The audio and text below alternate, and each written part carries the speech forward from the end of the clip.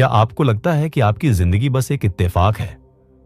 नहीं, ये एक गहरी सुनियोजित योजना थी। आपका जन्म, आपका परिवार, आपकी सफलताएं, सब कुछ आपने खुद चुना था, इस दुनिया में आने से बहुत पहले। हां, आपने सही सुना, आपने अपनी हर खुशी, हर गम, हर रिश्ते का चुनाव खुद किया था। लेकिन कैसे और क्यों? एक ऐसी अदृश्य दुनिया में जहां समय रुक जाता है, जहां आत्मा अपने अगले जन्म की कहानी खुद लिखती है, वहीं ये फैसले ले जाते हैं।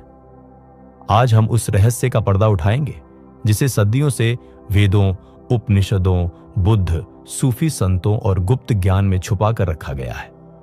अगर आप तैयार हैं तो इस यात्रा में हमारे साथ अंत तक बने रहिए, क्योंकि आज आप खुद को वैसे देखेंगे जैसे पहले कभी नहीं देखा था। इस वीडियो में हम जानेंगे क्यों आपकी आत्मा ने इस जीवन को चुना, कैसे जन्म से पहले आपकी किस्मत तय हुई, क्या है आत्मा का असली उद्देश्य, और कैसे आप इस खोए हुए ज्ञान को समझकर अपने जीवन की दिशा बदल सकते हैं। यह सिर्फ एक कहानी नहीं है, यह आपके अस्तित्व का सबसे बड़ा रहस्य है, जिसे जानना आपकी आत्मा का हक है। भाग 2, प्राचीन सत्य। आत्मा के जन्म से पहले के चुनाव का रहस्य आज का नहीं, बल्कि हजारों साल पुराना है। ऋग्वेद, उपनिषद, बौद्ध ग्रंथ, गरुड़ पुराण और तंत्र शास्त्रों में ये बातें विस्तार से समझाई गई हैं। सिर्फ भारत ही नहीं, हर्मेटिक फिलॉसफी, सूफी संतों की गूढ़ ज्ञान परंपरा, यहां तक कि प्राचीन ईसाई रहस्यवाद में भी इस रहस्य का उल्लेख मिलता है। बौद्ध धर्म के तिब्बती सिद्धांतों में सिद्ध बर्दों की बात होती है, जहां आत्मा जन्म से पहले अपने अगले जीवन का चयन करती है। योगियों के साधना पथों में भी यही सिखाया गया है कि आत्मा का अगला जीवन उसकी चेतना और कर्मों पर आधारित होता है। सभी परंपराएं एक ही बात कहती हैं कि हम इस जीवन में अनजाने में नहीं आए हैं, हमने इसे चुना है, जानबूझकर, सोच समझकर। भाग 3, जीवन एक चेतन विकल्प है। आपका यह जीवन कोई संयोग नहीं है, यह वह यात्रा है जिसे आपकी आत्मा ने खुद चुना था। हर चुनौती, हर जीत, हर रिश्ता जिसे आपने प्यार किया या खो दिया, सब कुछ, आपका परिवार, आपकी आत्मा का साथी, यहां तक कि आपके संघर्ष भी आपकी आत्मा की एक सोच समझकर ली गई योजना का हिस्सा है। जन्म से पहले एक ऐसे आयाम में जहां समय और स्थान का अस्तित्व नहीं होता, आपकी आत्मा ने यह सब तय किया था। आपका जीवन कोई दुर्घटना नहीं है, यह एक पवित्र योजना का हिस्सा है, एक योजना जिसे आपने चुना सीखने, बढ़ने और अपने आप को जानने के लिए। जब आप इस सच्चाई को अपनाते हैं तो हर दर्द, हर खुशी एक गहरी समझ और सम्मान के साथ देखी जाती है। भाग 4, जन्म से पहले की दुनिया। क्या आपने कभी सोचा है कि आप इस जीवन में आने से पहले कहां थे?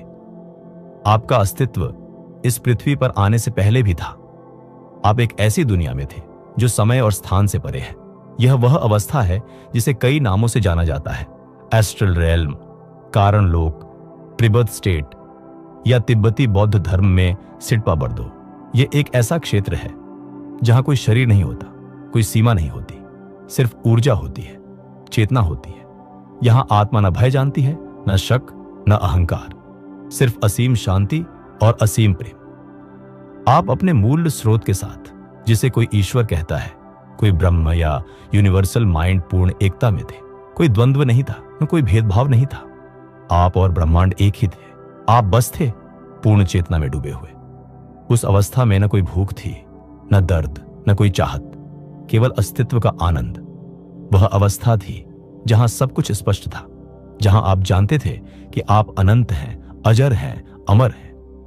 आपको याद था कि आपने कितनी यात्राएं की हैं, कितनी बार जन्म लिया है, कितनी बार मृत्यु को पार किया है, और हर बार कैसे आपने नए अनुभव जोड़े हैं अपनी चेतना में। परंतु फिर भी इस पूर्णता के बीच एक हल्की सी चाहत उठती है, एक पुकार कि कुछ नया सीखा जाए, कुछ नया अनुभव किया जाए, क्योंकि अनुभव के बिना चेतना स्थिर हो जाती है, और चेतना का स्वभाव है विकसित होना, बढ़ना। यही कारण है कि आत्मा फिर से एक नए जीवन की योजना बनाती है, नई चुनौतियां, नई यात्राएं, नए रिश्ते। लेकिन इससे पहले वह अपने पिछले जीवनों का लेखा जोखा देखती है, सीखती है कि कहां वह सफल रही, कहां अभी और विकास की जरूरत है, और तब उस अदृश्य ब्रह्मांडीय सभा में नई यात्रा का नक्शा तैयार होता है। भाग 5, आत्मा जन्म क्यों लेती है। जब आत्मा उस अद्भुत असीम शांति के राज्य में होती है, जहां कोई पीड़ा नहीं, कोई कमी नहीं, तब भी एक गूढ़ पुकार उठती है उसके भीतर से। यह पुकार है विकास की, अनुभव की, प्रेम की गहराइयों को महसूस करने की, क्योंकि सिर्फ शांति में रहना काफी नहीं होता। आत्मा जानती है कि अनुभव से ही चेतना बढ़ती है, केवल चुनौती से ही आत्मा में गहराई आती है। जैसे बीज को अंधेरे मिट्टी में दबकर ही अंकुरित होना पड़ता है, जैसे सोने को अग्नि में तपकर ही शुद्धता मिलती है, वैसे ही आत्मा को भी कठिनाइयों के बीच से गुजरना पड़ता है अपने असली तेज को पाने के लिए। और इसीलिए आत्मा स्वेच्छा से एक नया जीवन चुनती है, एक ऐसा जीवन जिसमें प्रेम है लेकिन साथ में खोने का भय भी, एक ऐसा जीवन जिसमें सफलता का स्वाद है लेकिन साथ ही असफलता की पीड़ा भी, एक ऐसा जीवन जिसमें रिश्तों की मिठास है लेकिन साथ ही बिछड़ने का दुख भी। आत्मा जानती है हर चुनौती, हर दर्द, हर खुशी, हर आंसू एक मोती बन जाएगा उसके विकास के हार में। इसीलिए आत्मा जमीन पर उतरने का निर्णय लेती है। उसने जानबूझकर वह परिस्थितियां चुनी हैं जिनसे गुजरकर वह निखरेगी। इसलिए आपका जीवन कोई दुर्घटना नहीं है। आपके माता पिता, आपका जन्म स्थान, आपकी प्रतिभाएं, आपके संघर्ष सब आपकी आत्मा की गहरी योजना का हिस्सा है। आपने खुद यह जीवन चुना है। हर वो पल जिसे आपने जिया है या जी रहे हैं, यह समझने पर जीवन का हर अनुभव, चाहे वह जितना भी कठिन क्यों ना हो, एक गहरा अर्थ और उद्देश्य ले आता है। आप सिर्फ एक शरीर नहीं हैं, आप एक यात्री हैं, एक अनंत यात्रा पर। और इस जीवन की राह आपने खुद चुनी है, अपने प्रेम और अपने विकास के लिए। भाग 6, जन्म से पहले की योजना। अब सोचिए, जब आत्मा निर्णय कर लेती है कि वह धरती पर जन्म लेगी, तो क्या यह सब अचानक हो जाता है? क्या वह बस किसी भी जीवन में उतर जाती है? नहीं, यह एक गहरी सूक्ष्म योजना होती है। जन्म लेने से पहले आत्मा एक विशेष क्षेत्र में जाती है, जिसे कई परंपराएं बीच का लोक या अंतर जीवन क्षेत्र कहती हैं। यह वह स्थान है जहां आत्मा अपने पिछले जीवनों की समीक्षा करती है। वहां आत्मा देखती है कहां उसने प्रेम किया, कहां वह भय से संचालित हुई, कहां उसने अपनी चेतना को फैलाया और कहां वह अज्ञान में फंसी रही। यह समीक्षा कोई सजा नहीं है, यह एक दर्पण की तरह है जो आत्मा को उसकी खुद की सच्चाई दिखाता है। हर कार्य, हर भावना, हर विचार उसके प्रभाव के साथ आत्मा के सामने खुलता है। वह अनुभव करती है कैसे उसके शब्दों ने किसी को आहत किया या उसके प्रेम ने किसी को बचा लिया। और फिर आत्मा तय करती है कि अब उसे आगे क्या सीखना है, कौन से पाठ अधूरे हैं, कौन से गुणों को और गहरा करना है। इस योजना में आत्मा अकेली नहीं होती, उसके साथ होते हैं उसके आध्यात्मिक मार्गदर्शक, जिन्हें आप स्पिरिट गाइड्स भी कह सकते हैं। ये गाइड्स उसकी मदद करते हैं, उसे विकल्प दिखाते हैं। आत्मा को संभावित जीवन दिखाए जाते हैं, जैसे कि एक विशाल स्क्रीन पर, हर जीवन के साथ अलग अलग चुनौतियां, अलग अलग अवसर, अलग अलग रिश्ते। आत्मा महसूस करती है किस जीवन से उसे सबसे ज्यादा विकास मिलेगा। फिर वह चुनती है अपने माता पिता, परिवार की स्थिति, देश, संस्कृति, समय, यहां तक कि विशेष प्रतिभाएं और चुनौतियां भी। हां, आपने अपनी शक्तियां भी चुनी और अपनी कमजोरियां भी।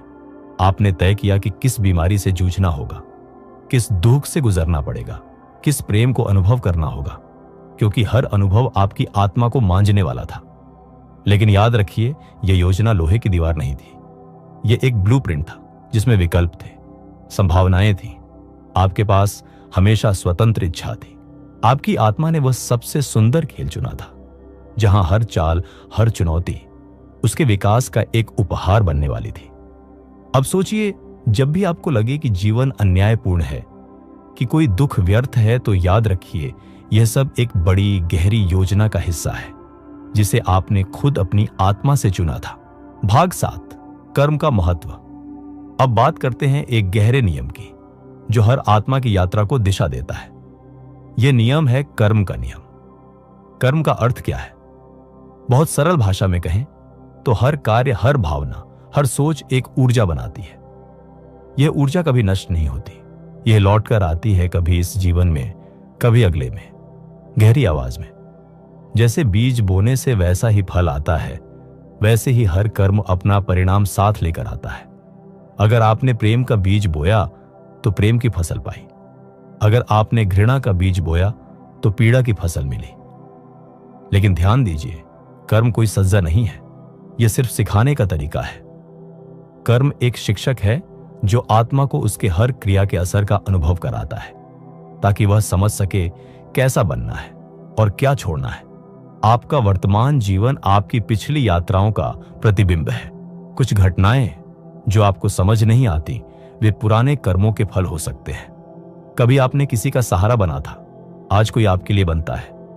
कभी किसी के दिल को तोड़ा था, आज आप खुद टूटने का दर्द महसूस करते हैं। ध्यान दीजिए, इसका मतलब यह नहीं कि आप पीड़ित हैं, बल्कि आप एक सच्चे योद्धा हैं जो सीख रहा है, बढ़ रहा है। कर्म दो स्तर पर काम करता है।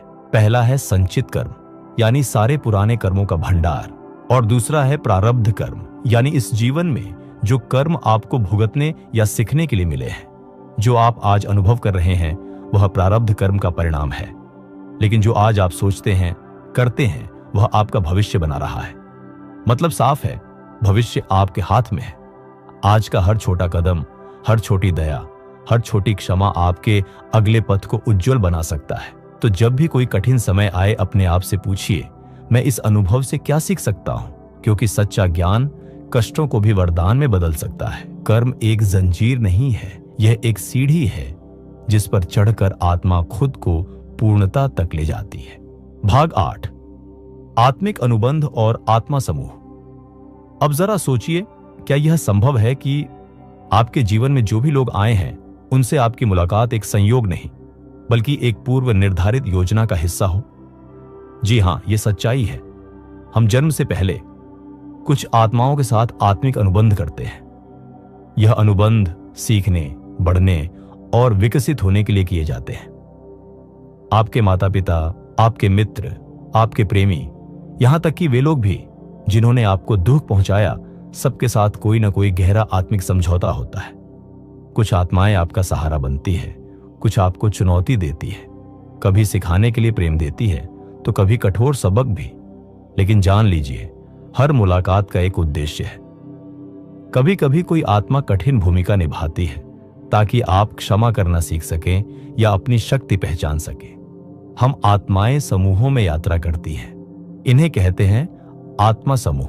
एक ही आत्मा समूह में हम कई जन्मों तक एक दूसरे के साथ रहते हैं, कभी मां बनकर, कभी भाई बनकर, कभी मित्र, प्रेमी या यहां तक कि शत्रु बनकर। हर बार अलग भूमिका, लेकिन एक ही लक्ष्य, सीखना और विकास करना।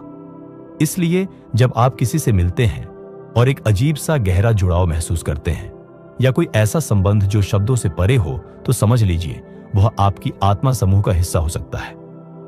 और याद रखिए, यह आत्मा समूह हमेशा आपके साथ है। भले ही जीवन में संघर्ष हो, दूरियां हो, आत्मिक स्तर पर आप कभी अलग नहीं होते।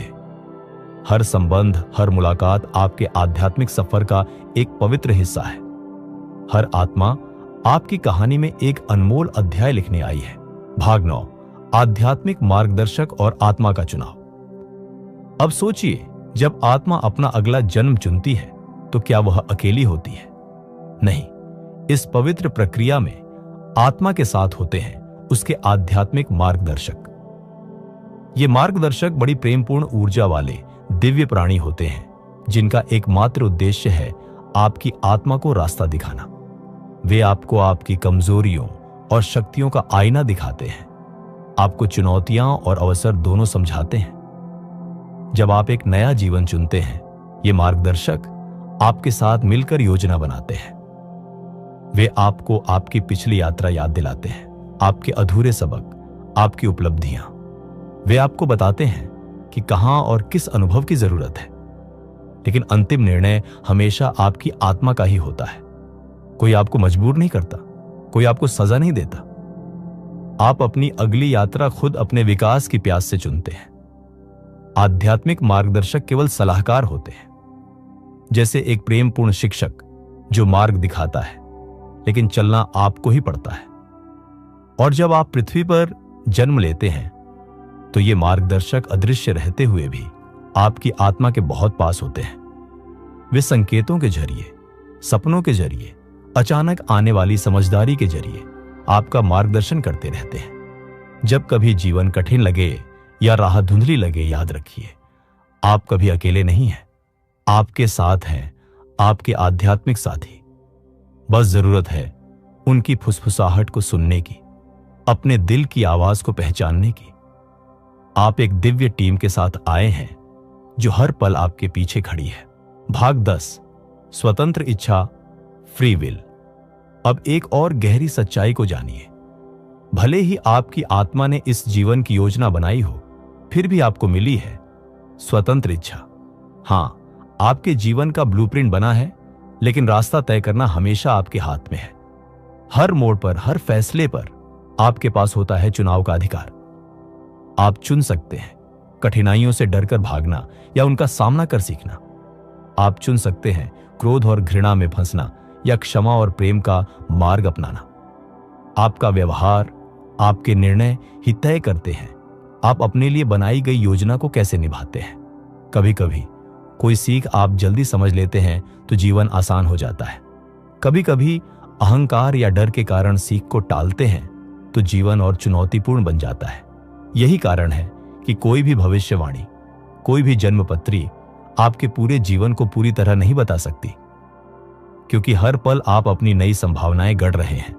यही है आत्मा का असली खेल, योजना बनाना और फिर स्वतंत्र इच्छा से उसे जीवंत करना। आपका भविष्य पत्थर पर लिखी कहानी नहीं है। यह एक प्रवाह है जिसे आप अपने विचारों, भावनाओं और कर्मों से आकार देते हैं। हर बार जब आप प्रेम चुनते हैं, हर बार जब आप माफी चुनते हैं, हर बार जब आप साहस चुनते हैं, आप अपने जीवन को नई ऊंचाइयों पर ले जाते हैं। तो अगली बार जब जिंदगी आपको किसी मोड़ पर खड़ा करे, याद रखिए चुनाव आपका है। आप निर्माता हैं अपने भाग्य के, अपनी कहानी के, और यही आपकी सबसे बड़ी शक्ति है, स्वतंत्र इच्छा। भाग 11, भूलने का पर्दा, वेल ऑफ फॉरगेटिंग। तो अगर आत्मा ने सब कुछ पहले से तय कर लिया तो हमें यह सब याद क्यों नहीं रहता? क्योंकि जन्म लेते समय हम सबके ऊपर डाला जाता है भूलने का पर्दा। यह पर्दा हमें भुला देता है हमारी पिछली जिंदगियां, हमारी बनाई गई योजना, हमारा असली दिव्य स्वरूप। यह भूलना कोई सजा नहीं है, यह एक वरदान है। अगर आप सब कुछ याद रखते तो क्या आप सच में सीख पाते? अगर आपको पहले से हर दर्द, हर चुनौती का ज्ञान होता तो क्या आप दिल से अनुभव कर पाते? भूलने का यह पर्दा हमें अवसर देता है हर अनुभव को नए सिरे से महसूस करने का, खुशी को महसूस करने का, दर्द को अपनाने का, प्यार को जानने का और खुद को फिर से खोजने का।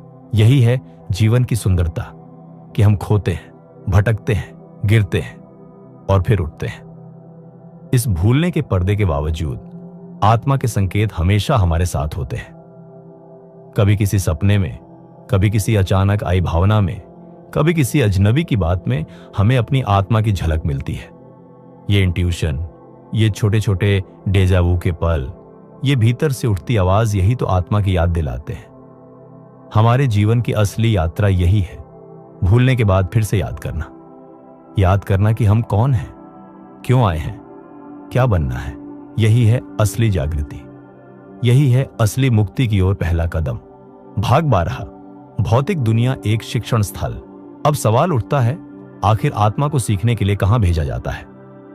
उत्तर है भौतिक दुनिया, यानी यह संसार जिसमें आप और हम जी रहे हैं। यह संसार कोई साधारण जगह नहीं है, यह एक विशाल पाठशाला है जहां आत्मा को असली इम्तिहान दिए जाते हैं। यहां सब कुछ है, सुख दुख, प्रेम विरह, सफलता असफलता। हर भावना, हर संघर्ष एक सबक लेकर आता है। अगर आत्मा केवल प्रकाश और आनंद में रहती तो वह धैर्य कैसे सीखती, माफी कैसे जानती, संघर्षों में अपने भीतर के दिव्यता को कैसे पहचानती? यही वजह है कि इस संसार में सीमाएं रखी गई हैं, समय, दूरी, मृत्यु और भावनाओं का उतार चढ़ाव। यह सीमाएं हमें चुनौती देती है, हमें मजबूर करती है खुद को तलाशने के लिए। इसी घने अंधेरे में हम अपने भीतर के प्रकाश को ढूंढते हैं। शरीर की नश्वरता, समय की पकड़, संबंधों की नाजुकता, ये सब हमें सिखाते हैं कि कुछ भी स्थायी नहीं है, और इसी अस्थायीता में हम असली प्रेम, सच्ची करुणा और वास्तविक आत्मज्ञान पाते हैं। यही वजह है कि जीवन कभी भी परफेक्ट नहीं लगता, क्योंकि इसे परफेक्ट बनाया ही नहीं गया था। इसे बनाया गया था आपको तोड़ने के लिए नहीं, बल्कि आपको गढ़ने के लिए। प्रत्येक कठिनाई एक दरवाजा है, हर आंसू एक शिक्षा है, हर बिछड़ाव एक नया मोड़ है। और जब आप इस नजरिए से देखना शुरू करते हैं तो हर पल, हर अनुभव एक वरदान बन जाता है। भौतिक संसार आत्मा के विकास का सबसे सुंदर, सबसे चुनौतीपूर्ण और सबसे जरूरी मंच है। भाग 13, मृत्यु के बाद।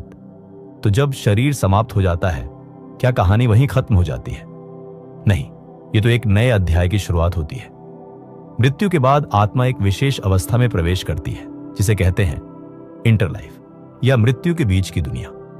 यह एक ऐसा स्थान है जहां न शरीर है, न समय, सिर्फ चेतना है। यहां आत्मा रुकती है, आराम करती है, सोचती है और अपने पिछले जीवन का गहराई से निरीक्षण करती है। इसे लाइफ रिव्यू कहा जाता है। इसमें आत्मा अपने पूरे जीवन को देखती है, लेकिन सिर्फ यादों की तरह नहीं, बल्कि आत्मा खुद महसूस करती है अपने हर कार्य का प्रभाव। किसी को दी गई खुशी या पहुंचाया गया दुख, सब कुछ खुद अनुभव करती है। यह कोई दंड नहीं है, न ही कोई बाहरी न्याय।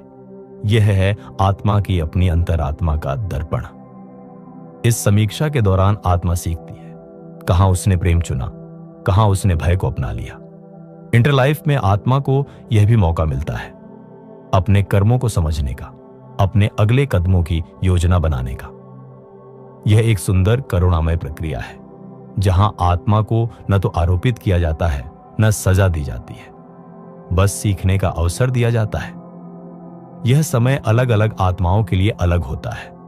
कुछ जल्दी आगे बढ़ती है, कुछ लंबा विश्राम लेती है। इंटर लाइफ में आत्मा अपने सोल ग्रुप से मिलती है, उन आत्माओं से जो हमेशा उसके साथ रही हैं। यह एक पुनर्मिलन जैसा होता है, जहां प्रेम, समझ और अपनापन भरा होता है। फिर जब आत्मा तैयार हो जाती है तो वह एक नया जीवन चुनने की प्रक्रिया शुरू करती है। लेकिन क्यों? क्योंकि आत्मा जानती है सीखने का सिलसिला अभी खत्म नहीं हुआ, यात्रा अभी बाकी है। भाग 14, यात्रा का अंतिम लक्ष्य, मुक्ति। आत्मा बार बार जन्म लेती है, सीखती है, बढ़ती है, अनुभव करती है, लेकिन क्या यह यात्रा कभी पूरी होती है? हां, इस यात्रा का एक अंतिम लक्ष्य है मुक्ति, या जिसे हम कहते हैं मोक्ष। मुक्ति का अर्थ है जन्म और मृत्यु के चक्र से पूरी तरह से मुक्त होना। जब आत्मा हर सबक सीख लेती है, अपने कर्मों को संतुलित कर लेती है और अपने भीतर के परम सत्य को पहचान लेती है, तो उसे फिर से जन्म लेने की आवश्यकता नहीं रहती। यह वह अवस्था है जहां आत्मा पूर्ण चेतना में विलीन हो जाती है, जहां न कोई भय है, न कोई लालच, न कोई अलगाव, न कोई संघर्ष। यह एक ऐसी शांति है जो शब्दों से परे है। मुक्ति को अलग अलग परंपराओं में अलग अलग नामों से जाना जाता है। हिंदू धर्म में मोक्ष, बौद्ध धर्म में निर्वाण और अन्य परंपराओं में आत्म साक्षात्कार, जागृति या मुक्ति। मुक्ति कोई भागने की प्रक्रिया नहीं है, यह जीवन को पूरी तरह स्वीकार कर हर बंधन से ऊपर उठने की कला है।